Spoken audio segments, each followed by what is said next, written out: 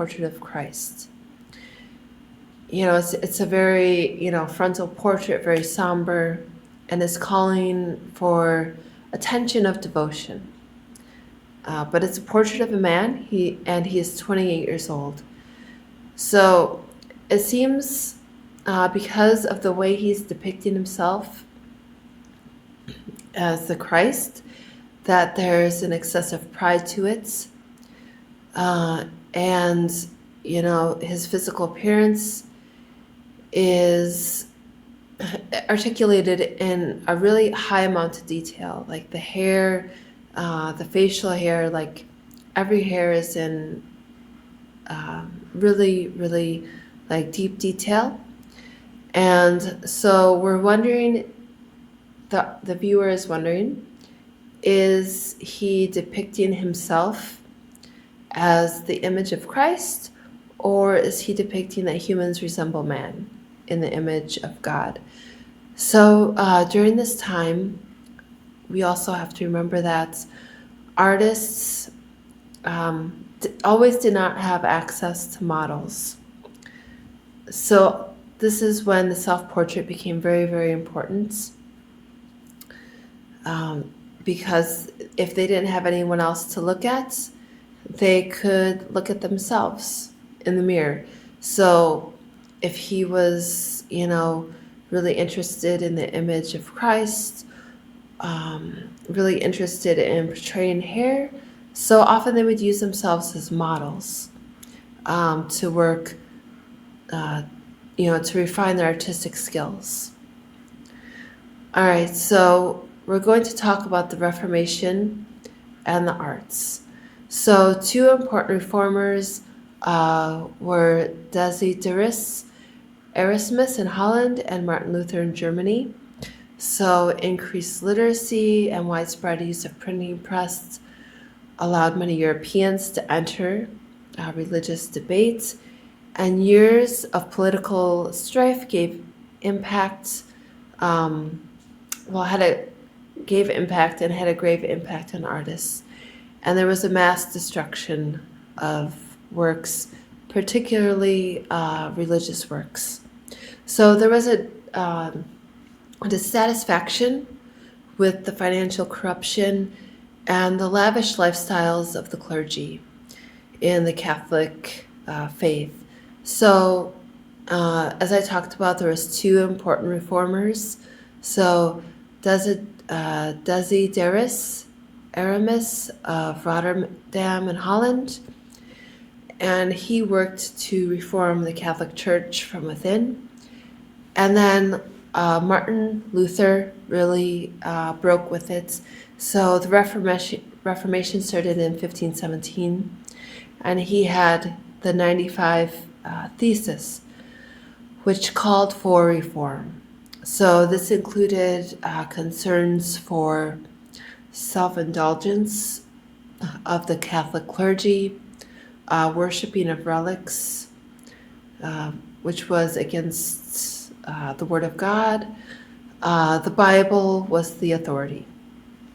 So the leader of the Catholic cause during this time was the Holy Roman Emperor Charles V. So from 1546 to 1555, Charles battled the Protestant forces in Germany. So when they came to peace, the local rulers were able to select their religions. So they were able to be Catholics or Protestants. And so during this time, there was a lot of destruction of religious art. So this was because a lot of religious art, they were seen as idols, and they weren't supposed to be worshipped. And so there was a lot of loss of patronage and religious art. And so many artists turned to more secular subjects, and then subjects like that we saw in the first image of Durer, self-portraiture was becoming more and more and increasingly common. All right, so Many artists worked together to create a piece. So often one would draw a design, uh, one would make models, and the other would create the final piece. So Hans Krug and his sons were fine metal workers in Nuremberg, which was like a rising trade. So the Silver Guild Apple Cup was a display piece for the wealthy. So yes, art was still not for the common person. And so yes, several artists would work together to create this. And so there would be a designer and then someone to draw it also. All right. So then in Germany, there was many religious upheavals, iconoclastic purges, and this really took their toll on the arts. But German merchants and bankers accumulated their own wealth, and they were able to order portraits of themselves and furnishings for their residencies. So the artists were still very much alive. All right, so the first thing that we'll talk about is sculpture. So Germany mostly produced original work in fine-grained lime wood, and then it was gilded and painted afterwards. So a famous artist that did this was Tilman Riemenschneider. So his workshop specialized in wood and stone sculpture. So many artists worked in workshops. They were working under apprenticeships. So often our artist would work an apprenticeship in a workshop before he opened his own. And so the altarpiece of the Holy Blood stands about 30 feet high, and it's the subject of the Last Supper. And so Riemenschneider became a master in 1485 and had the largest workshop in Würzburg. So again, he specialized in stone and wood, and he signed a contract in 1501 with the Church of St. James in Rothensburg. So there was a relic where they said it was a drop of the blood of Jesus was preserved there. And so this spectacular piece, this altarpiece of the Holy Blood, is made of lime wood. Okay, it stands about 30 feet high. And a different artist, Eckhard Harschner, began the work a few years before Riemenschneider. And Riemenschneider put on the figures and the scenes. So that's where he takes most of the credit for it. And so the main panel that we see is open is the depiction of the Last Supper. And this is where Christ reveals that one of his followers will betray him. Okay. And so the artist chose to put Judas at the center of the altarpiece in the main scene. And so rather than creating individual portraits, Riemenschneider repeated a set of facial types. So this kind of differs from some of the Italian Renaissance paintings that we saw, where a lot of artists were making more like individual faces. So he goes back to a facial type, and the details of the figures and the environment of carved of the wood, so that the artist could introduce a natural wood finish. And then Nicholas Haugenauer. So he was a sculptor that carved an altarpiece for the Abbey of St. Anthony in Eisenheim near a hospital that specialized in caring for patients that had skin diseases.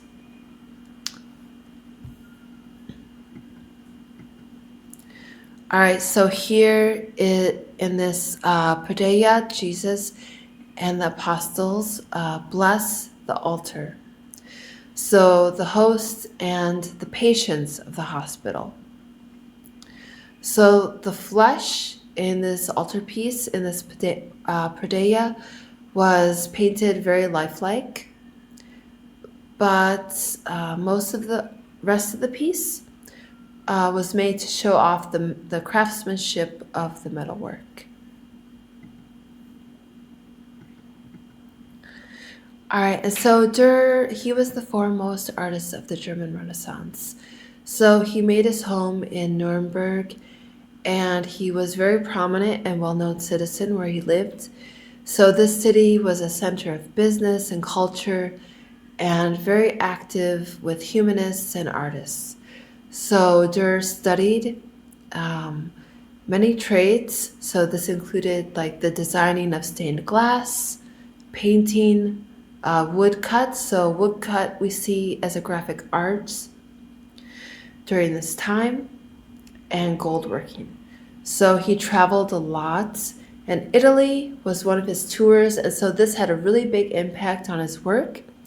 And when he came back, he introduced a lot of Renaissance techniques and attitudes to Germany. So this is where we also see like really the influence starting to travel among cultures again. So later on, he began to publish his own prints and printmaking. So like the graphic arts was his main source of income. All right, so he also, rendered his subjects in very lifelike representation. And he used a lot of these things like mathematical perspective, things that he probably would have picked up on his trip to Italy.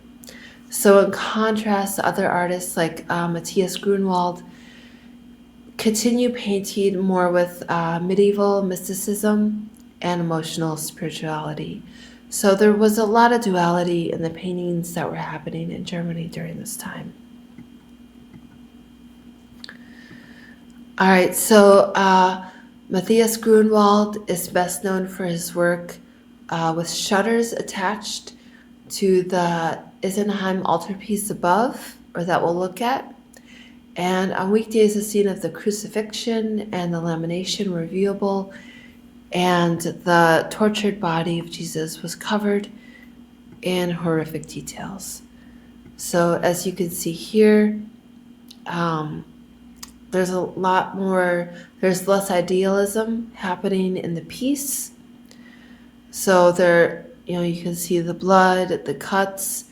It's a lot more detailed in what is happening in the imagery. All right, so in contrast, the first opening displays, we'll see the joyful events of the Annunciation, the Nativity, and the Resurrection, and was displayed on Sundays and feast days. And so the second opening reveals Hagenauer sculpture and was reserved for the festivals of St. Anthony. And then the subjects return to the life of the saint and acknowledge the patient's pain, because they wanted the patients. There was like a sense of sympathy for the patients and what they were going through. So during the week, so we'd see these more calm scenes of, like we said, like the Annunciation, the Nativity, and then on the weekend, the scenes of like the crucifixion would be seen. Okay, so then based in Nuremberg, Durer traveled to Switzerland, also Italy, and Strasbourg to further his studies. So his first print production, The Apocalypse, appeared in German and Latin editions. So the four horsemen of the Apocalypse, which is what we're about to see, shows the figures from the Revelations in a compact and overlapping group. So he probably did not cut his own wood blocks. So he would do the drawings, but he employed other artists that would stay faithful to his drawings. So the fact that he was able to employ other artists to work on his work is a practice that still happens today with painters and workshops. So this was a way that artists saved time, and so he was making a lot of money on his graphic arts. So he was able to employ people to help him and to create more and more editions of these works. And so as early as 1494, he started to engrave metal plates himself. And so he used Adam and Eve as subjects here. So you can see that the figures are very idealized, based on the proportions of Roman and Greek sculptures. I will stop and apologize again for my voice, my colds, but thank you for getting through this with me. And so he probably was influenced a lot by the statues of the Apollo and Venus that he saw in Italy. And so though they were idealized, he also represented them in a religious narrative, and he used a lot of descriptive, and he went into a lot of very natural and descriptive details. So it's kind of like this, this cross between idealism and naturalism that he used. And so the four apostles demonstrate his Lutheran beliefs, his Protestant beliefs. So an inscription on the frame here, and I'll go to the piece. All right. Warns viewers not to be led by false prophets. So Durr was an admirer of Martin Luther. So if we look here, the left panel, Peter is standing in the background, and normally he would be centered in the position as the Pope. But here in this piece, John is kind of in the foreground, and he's holding a book, the Gospel. It's open, and it reads, "In the beginning there was the Word." And so this really reinforced the Protestant emphasis on the Bible.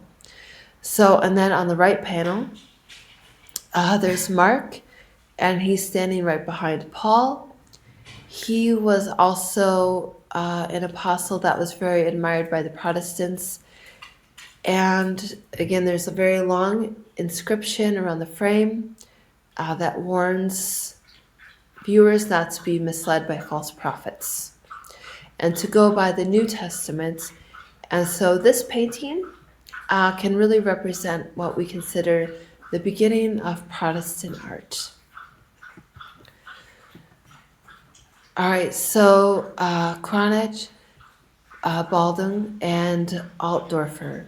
So Lucas Cranach the elder, so he painted the nymph and the spring, which included a Renaissance theme of the sleeping nymph, though the nymph is not idealized as the classical Venus, which we'll look at here. Okay, we'll go to the piece and talk about it. So we can see how the German artist's style of the figure could depart from the idealism of the Italian Renaissance. So the jewelry that she is wearing, and the particularly like the necklace that goes down to her cleavage, the red velvet draped around her, and the lush foliage actually enhance her nudity. And so it's displayed. She's not embarrassed by it at all. She's very proud of it. All right, so Cranach, Balding, and Altdorfer.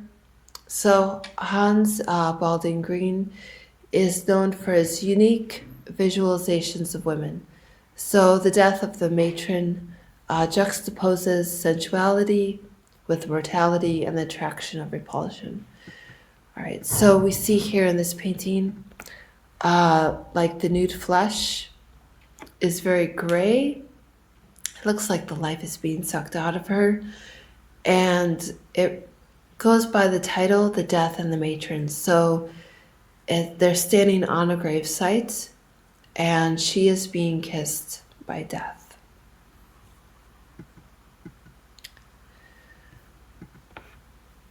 All right, and so although we're going to look at landscapes here in the next one. Okay, so although landscapes had no overt religious content, they could also be seen as a reflection of God's work, so God's creations.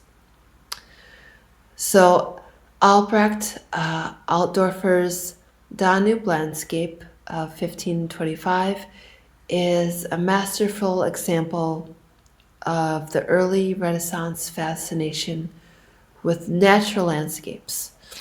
So Altdorfer, a German painter and printmaker, is particularly known for his detailed atmospheric renderings of nature. So this painting, come here, buddy. Do you want to come here? Okay, just 1 second.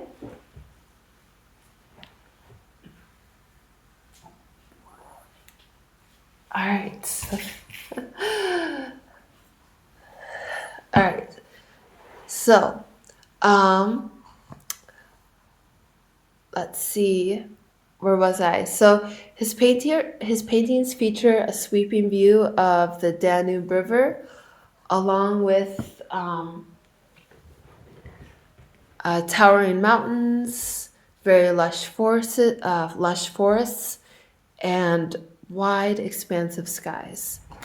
So this piece is notable for its like almost cinematic depiction of space and depth.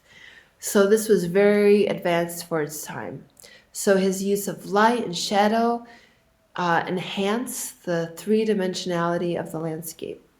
So it creates a sense of realism, but also at the same time, there's this grandeur of the beauty of nature.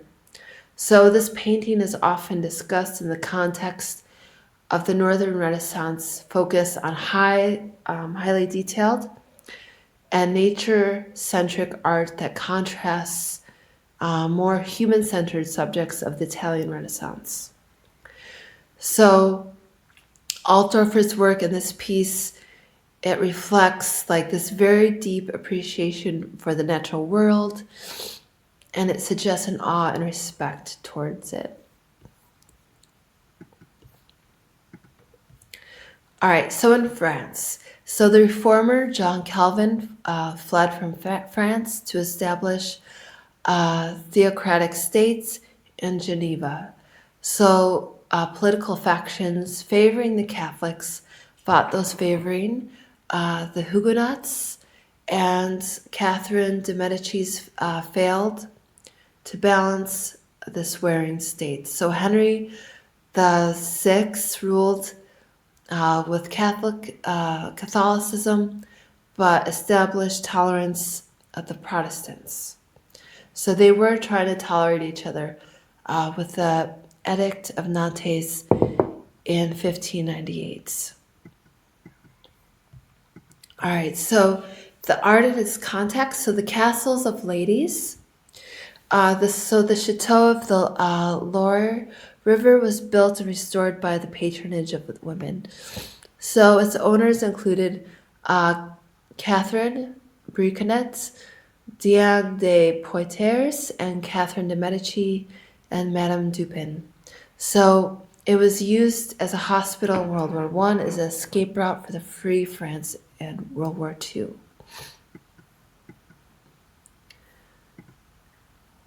And France is the first sought to modernize the French court.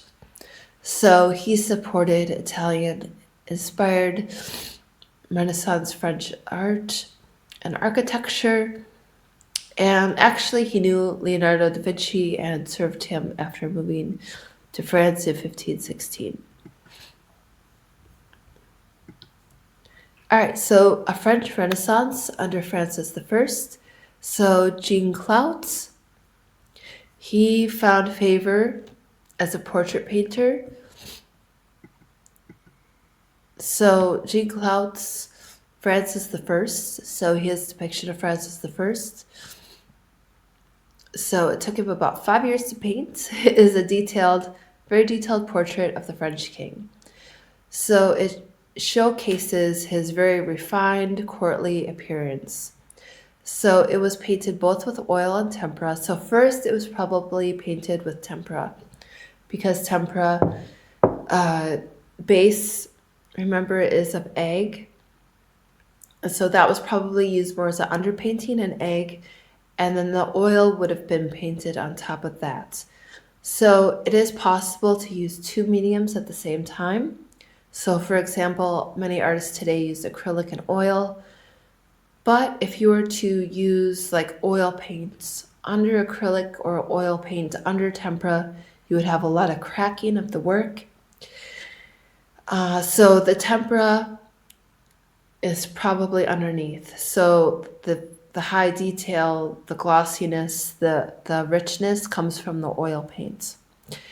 And so this highlights his skill in capturing the subject's personality and also the intricacy of the textures of his clothing and emphasizing the king's authority and elegance at the same time.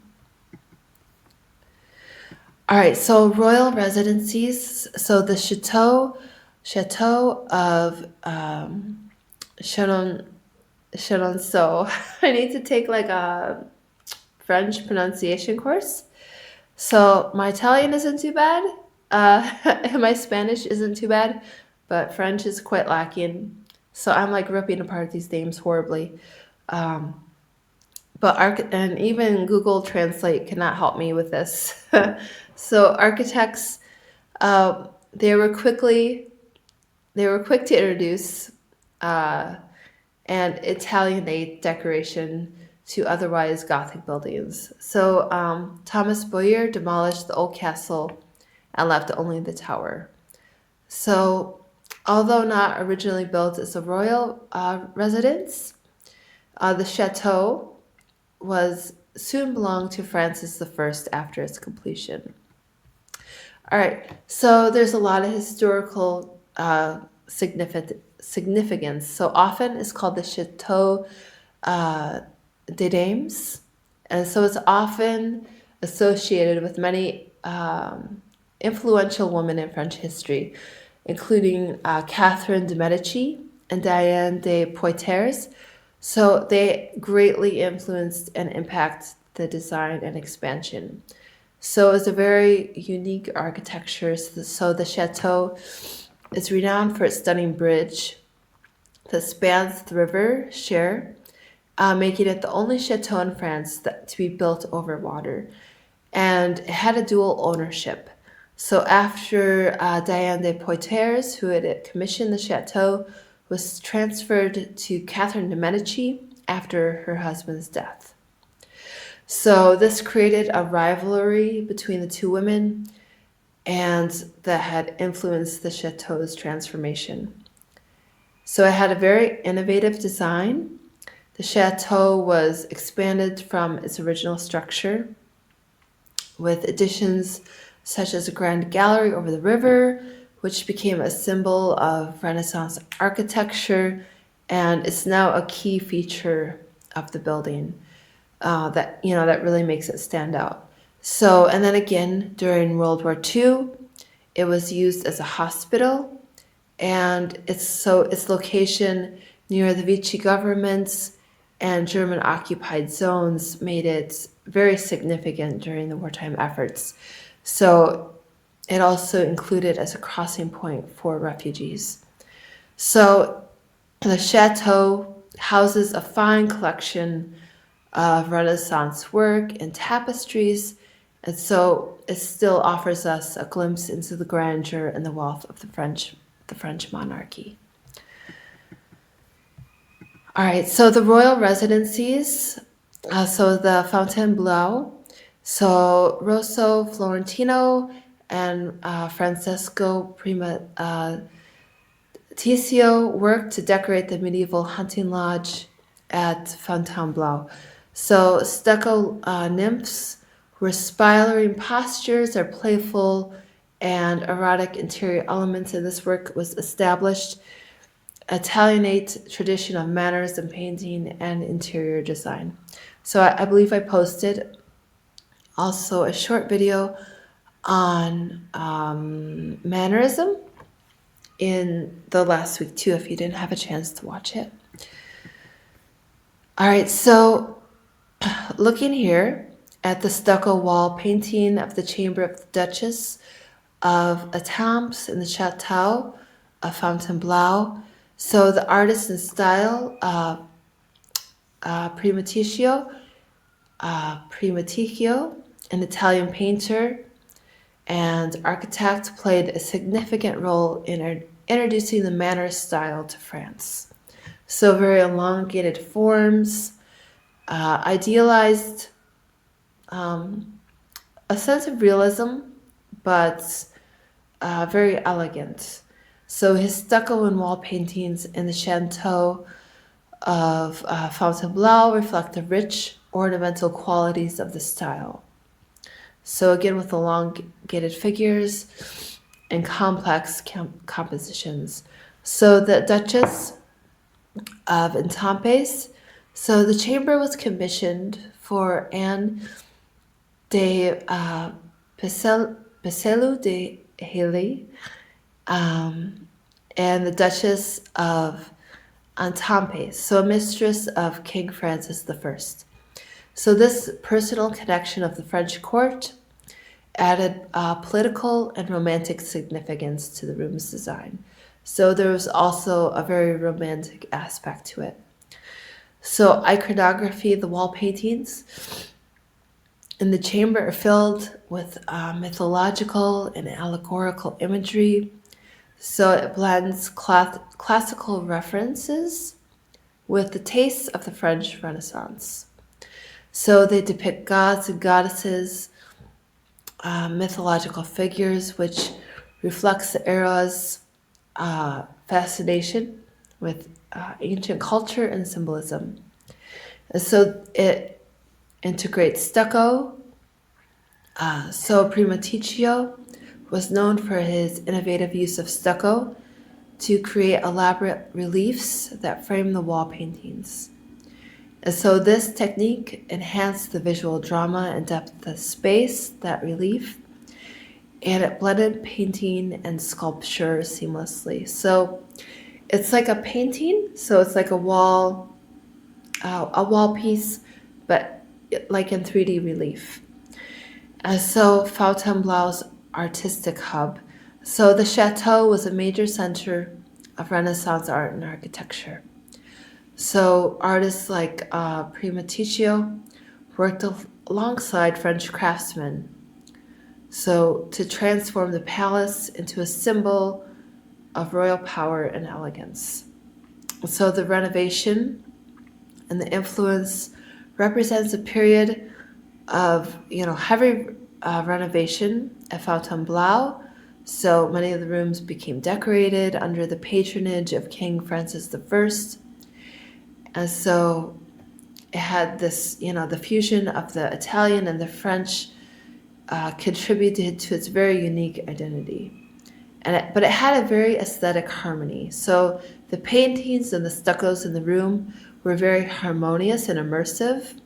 And so it was very, how you could say it was very, very purposeful and done with purpose. So there's very intricate patterns and motifs. So things weren't just built upon each other over the year. There was a complete renovation. And they were intended to delight and astonish viewers. And and it enhanced and added to the luxurious atmosphere of the court. All right, so the former royal residency before becoming a museum. We'll talk about the Louvre. It was built as the royal palace for King Philip Auguste in 1190. So it served as a residence for the French kings, including Francis I, who transformed it into a grand Renaissance palace.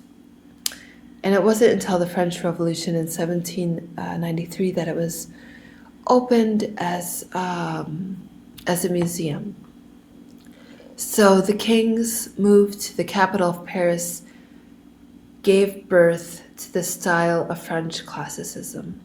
And in the West Wing, Cour Carrée of the Louvre incorporated the Renaissance details of balance and regularity with classical architectural details. So there is much a mix of the old, the classical, and new ideals.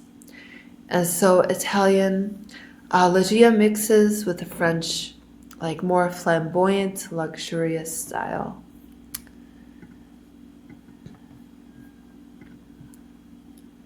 All right, so Pierre Lescot and Jean Gauguin, the West Wing of the Cour Carrée at the Louvre, which is where the Mona Lisa is now. All right, so we're going to move on to talk about Spain and Portugal. So the marriage of Isabella of Castile and Ferdinand of Aragon became a powerful reign in Spain and lasted through their great-grandson, Philip II. And Philip II supported the artists in Italy, Spain, and the Netherlands. So architecture, so the Escorial was a palace complex outside of Madrid. So Juan Bautista de Toledo supervised the design, but Philip II guaranteed its grandeur. So Juan de Herrera added to the design with second stories on all wings and the central front piece.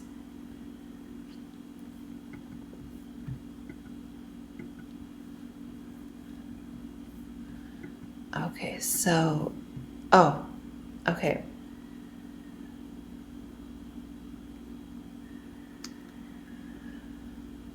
Oh, I got lost where I am. All right. So I did that one already.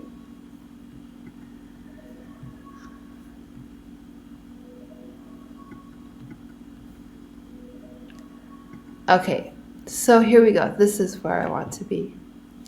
So, architectural collaboration.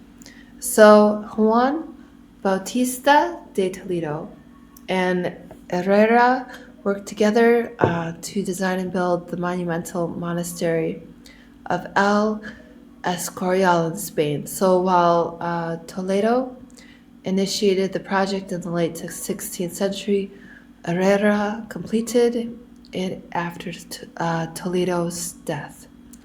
So their collaboration marked the introduction of the Spanish Renaissance style. So it blended Italian classic architecture and Spanish sensibilities. So it has symbolism and order. So the El Escorial is a symbol of Spain's political and religious power. It's a very important piece of architecture.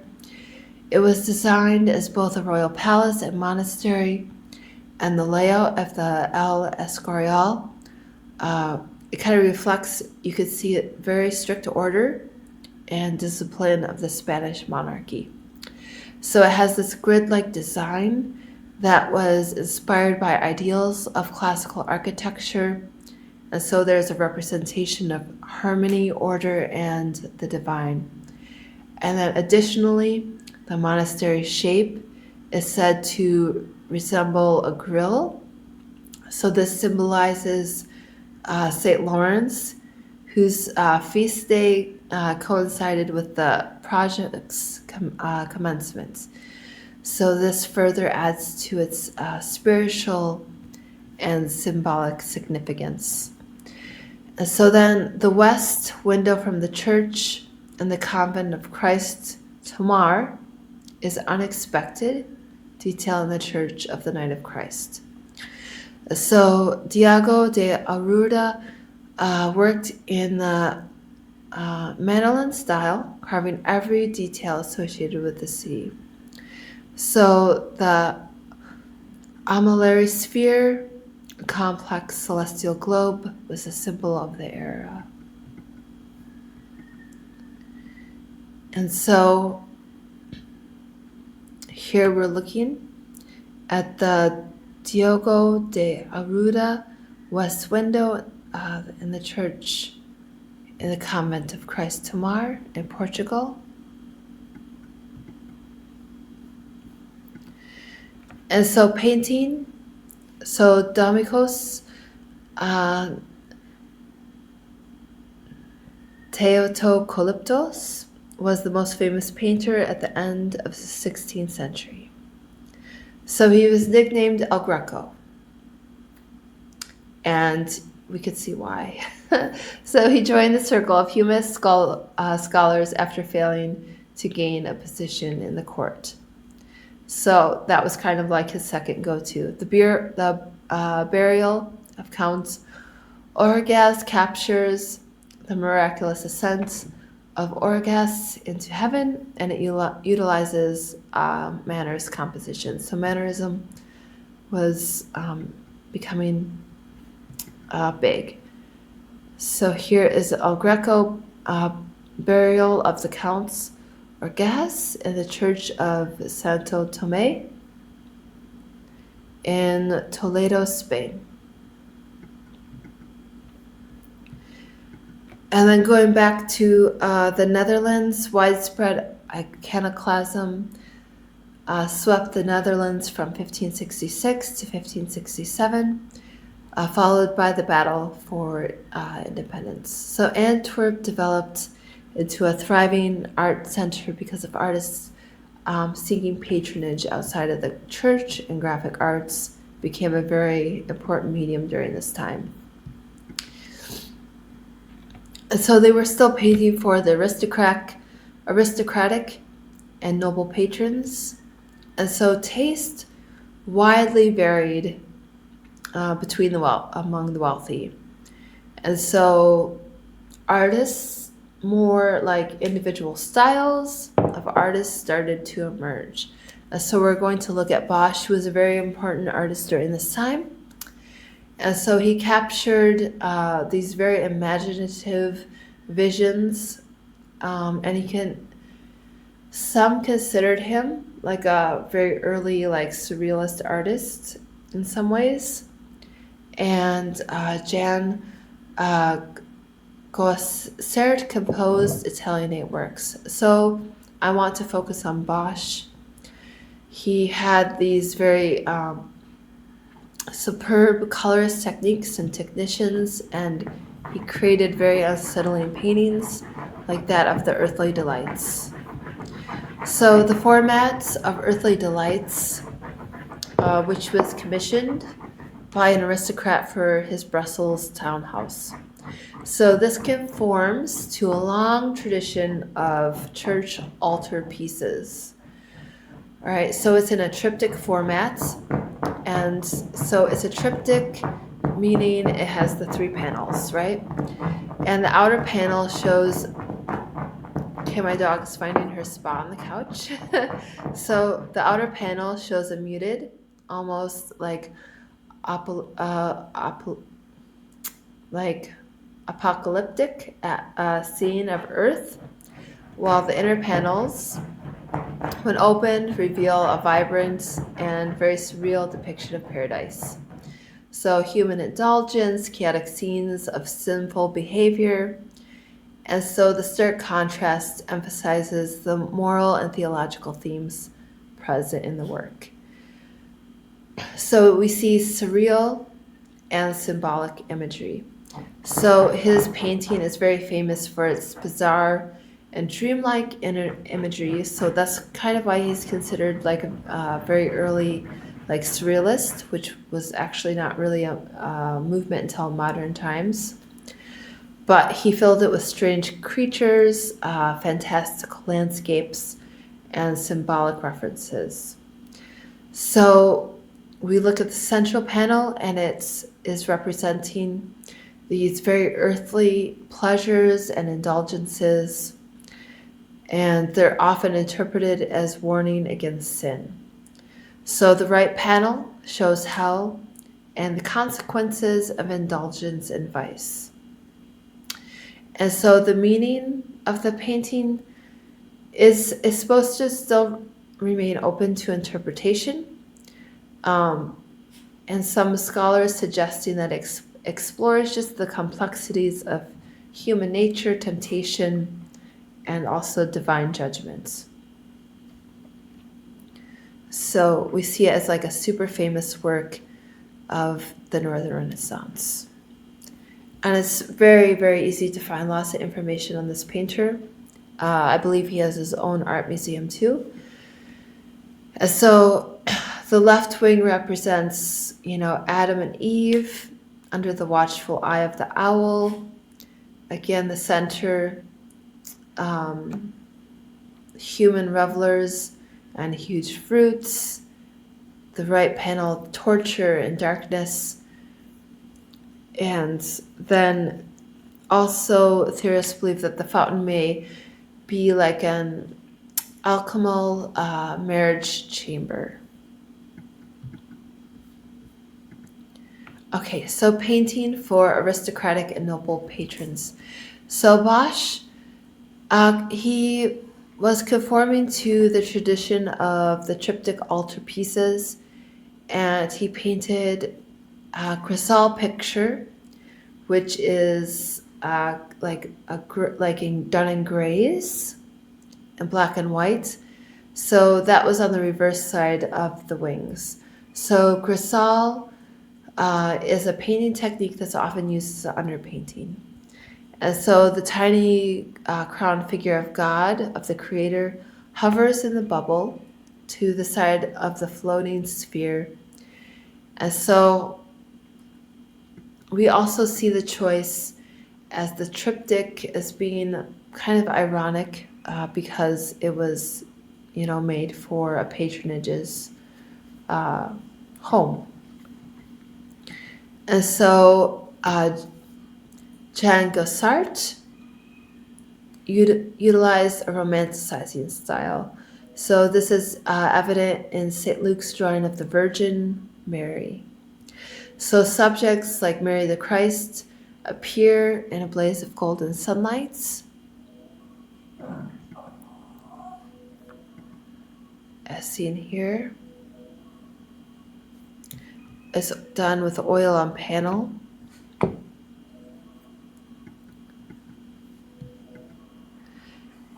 And Antwerp, the deep port of Antwerp, made its international center of trade and was a well-known financial center of Europe. And so there was a high demand for luxury goods, and artists could become specialists in an area. So we look at Quentin Macy's, and he entered the Painters Guild in 1491. He started his career as a blacksmith, so they often could transform their careers so they weren't chained to one trade their whole entire career. And so the money changer, and his wife relays the morals of business practices as a form of righteous living just as much as devotional practices. So that's very interesting during this time that we're going through. And here's the painting, the money changer and his wife. So it's seen as something that's just as important and to be um, to be put in a painting as like a historical reference, um, as a religious theme. And we saw this painting, similar painting, a couple weeks ago. I believe it was the Goldsmith.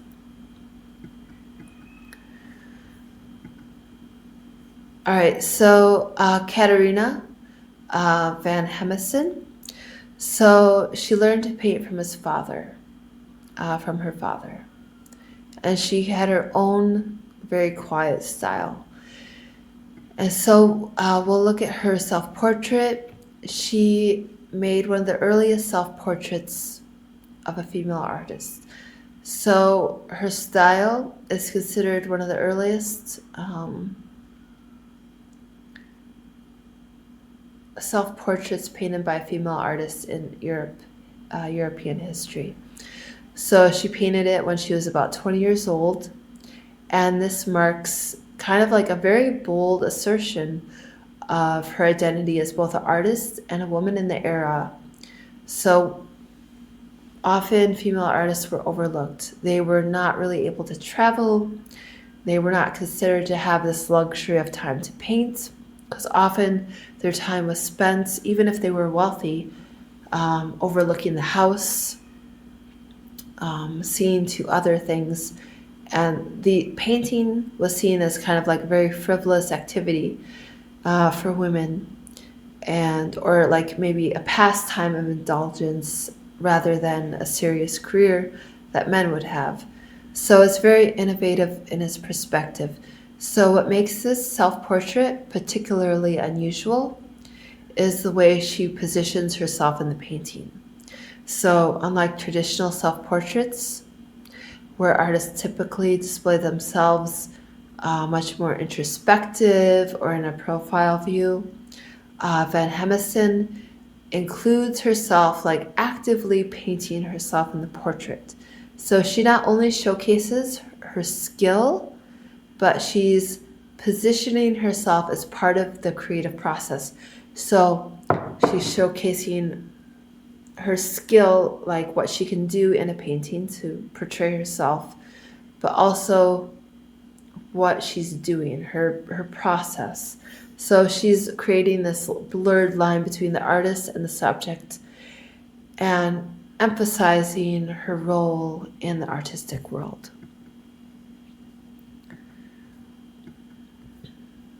Okay, so Peter Bruegel the Elder. So Return of the Hunters represents December and January with a bleak, snow-covered landscape. And then in contrast, The Harvesters presents a work of joy and good life. So the part of the series, Return of the Hunters, is a part of this painting season series, and Bruegel creates it to depict different aspects of rural life throughout the year. So this particular piece focuses on winter. So hunters returning with their dogs and villagers preparing for the cold season. So it's very focused on daily life. So we're starting to see like daily life paintings. And the artist is known for his depiction of very vibrant peasant life. And so this is also very new. So the introduction of peasant life, and it's like masterful contrast of human activity with its very expansive wintry landscape. So rather than focusing solely on hunters, he includes a variety of figures engaging in different tasks, such as ice skating, preparing food, and so it creates a very lively neighborhood of daily life in the winter months. And then here we see the autumn harvest, which is another, a very expansive landscape scene, and then, peasant people going along their daily life. All right, so Tudor England develops continued support of the arts despite the disruption of the Reformation. So, after a brief Catholic period during Mary's reign, England was claimed as a Protestant country when Elizabeth ascended to the throne in 1558. So, artists in the Tudor court, they favored Netherlandish and German artists for their portraits. So, Hans Holbein, he created a series of portraits of nobles and diplomats associated with the Tudor court. So there was details and textures and the intellectual gifts displayed around these two men. All right, so we're going to finish off the lecture by looking at this portrait. There's more art to look at after this, a few more slides, but we're going to end here with this very famous piece. So there's a hidden anamorphic skull. So if you were to see this very, very large portrait in person, and you were to like stand off to the side and you'd be looking at it from the side, you would see a skull looking at like straight on. This is kind of hard to describe in person, but if you're looking at a different angle, you would see a skull looking straight at you. So it's like considered like almost very an optical illusion piece. So it's distorted skull in the foreground, and it can only be viewed at a very specific angle. So it was kind of a nod to the theme of morality. So it's known as memento mori. So it reminds the viewers of the fleeting nature of life, kind of hearkening back to the Dutch still lifes. And even in the context of a very powerful diplomatic scene, we're seeing the nature of life and death, even with power. So there's that dualism that's really there of power, and then the fleeting of nature and life. So there's a lot of symbolism and allegory. So the painting is filled with symbolic objects that reflect the intellectual and political climate of the time. So there's two ambassadors. So Jean de Denteville and Georges de Selve, and they're surrounded by scientific instruments. So very intellectual things. So books, musical instruments, and so all these things signify.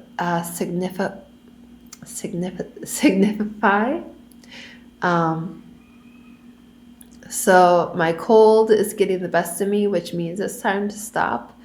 So signify the Renaissance interest in knowledge, humanism, and the arts.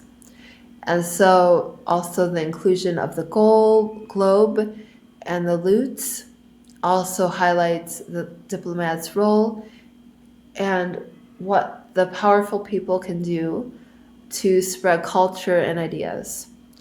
So while we all also look back during different times throughout history, we kind of look back on powerful people, maybe not always in a favorable way, but they did spread culture and ideas.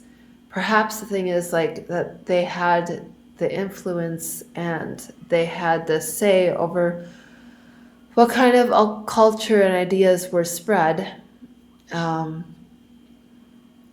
then the presence of the crucifix in the book allude to religious and spiritual concerns.